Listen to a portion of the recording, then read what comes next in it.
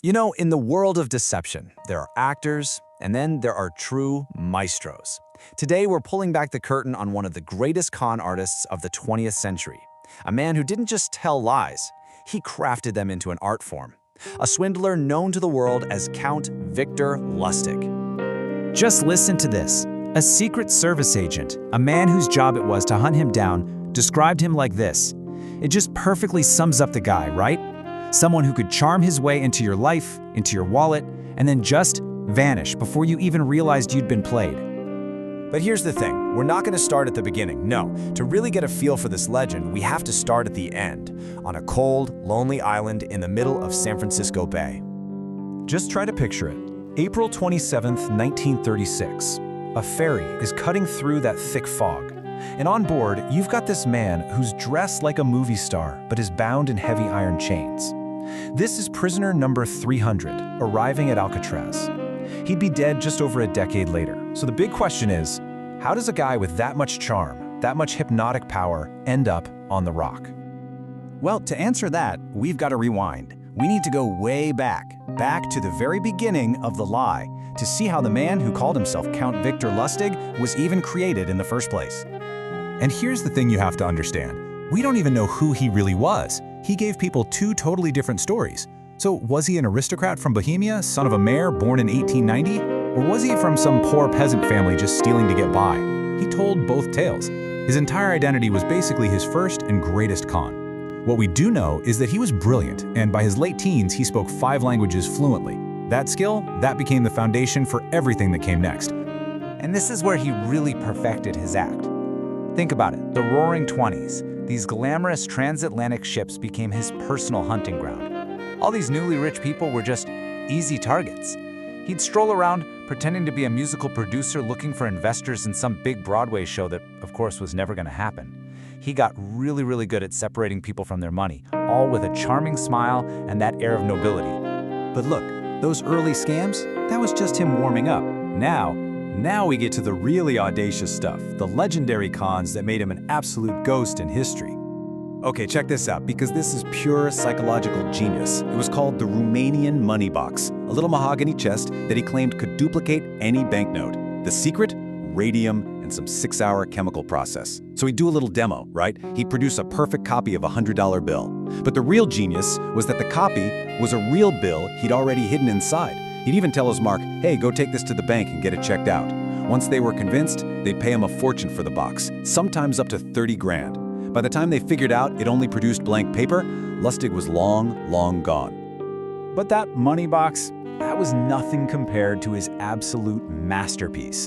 It's 1925, Lustig is in Paris, and he reads this little article in the paper about how the city is struggling to pay for the Eiffel Tower's upkeep.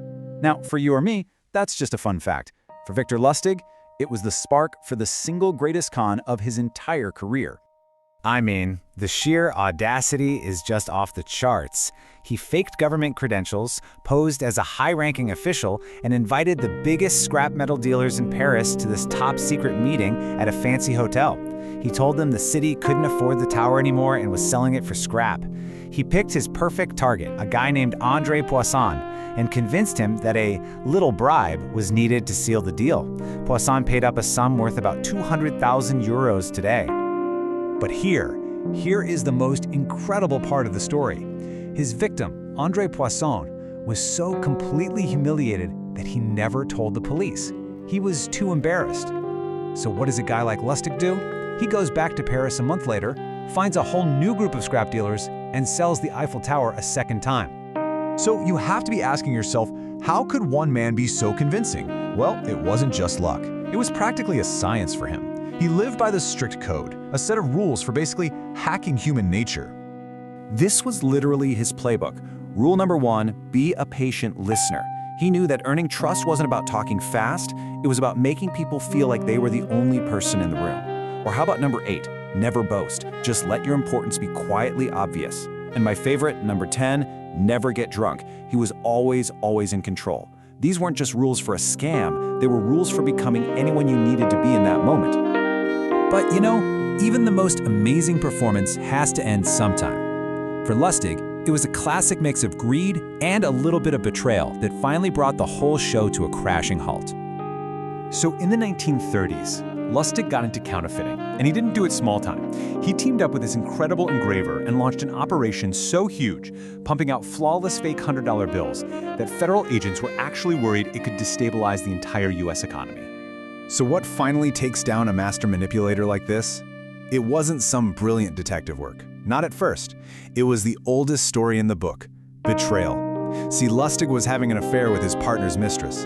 When his own mistress found out, well, she got her revenge with one simple, anonymous phone call to the feds. And just like that, the net started to close in. So he's finally arrested on May 10th, 1935. But even when he's cornered, the guy is a performer.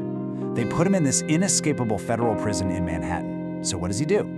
He fakes an illness, ties a bunch of bed sheets together into a rope, and climbs out the window. When people on the street below see him, he doesn't panic. No, he pulls out a rag and just calmly starts pretending to wash the windows. He even gives them a little bow before taking off running. You can't make this stuff up. But that freedom didn't last long. Just 27 days later, federal agents spotted him in Pittsburgh. It ended with this crazy 9-block car chase where agents literally had to ram his car to stop him. He was finally caught for good this time. His words to the agents who arrested him, "Well, boys, here I am." That was it. He was sentenced to 20 years in Alcatraz.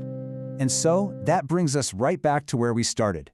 Back to the mystery of the man who lived behind 47 different names and dozens of passports.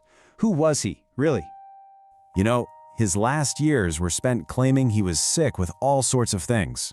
Get this, he made 1,192 separate medical requests while in Alcatraz. The guards, they knew his reputation. They figured it was all just another angle, another elaborate escape plan. They thought it was one last con, right up until the moment it wasn't. And that's really the question that just hangs in the air, isn't it? This was a man who built his entire life, his entire reality out of nothing. He was so good at pretending, it makes you wonder if there was ever a real person underneath it all. And this is the final trick, the ultimate deception. In 2015, a historian went to Hostinay, his supposed hometown, and searched every single record. And he found nothing. Not a birth certificate, not a school record, not a scrap of paper. It is entirely possible that Victor Lustig, the boy from Bohemia, never even existed. He might have been a complete invention right from the very start. And that brings us to the final, beautiful irony. After a lifetime of being a count, a producer, a criminal mastermind, what did the authorities list as his occupation on his death certificate? Apprentice salesman. Which leaves us all with one last question. Was his entire incredible life just the greatest sales pitch of all time?